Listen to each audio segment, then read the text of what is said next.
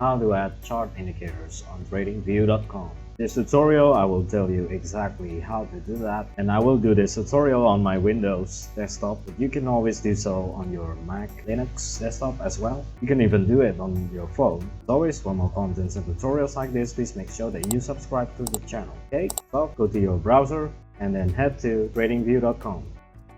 Next, choose chart.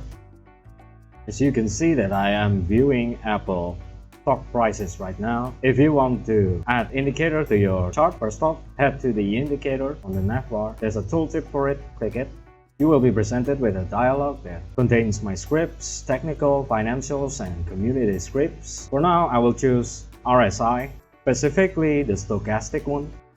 You can add the indicator to your favorite as well via clicking this left side star icon next to it. Click it, it will show up on your favorite menu. Once you are done, just close the dialog button. And here, as you can see, I am currently installing 3 indicators, 2 of stochastic RSI and 1 of CRSI.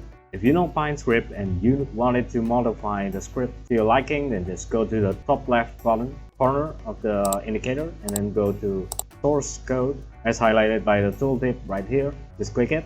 You can see that right now there are codes that is displayed on the bottom of your screen. If you wanted to change the logic, or you wanted to change the label, or you wanted just to change the color, you can do so from here. You can also change the version of the indicator. For example, I will choose 27.0 or the next to the latest version. Now if you're done editing, just hide it once again via clicking this button.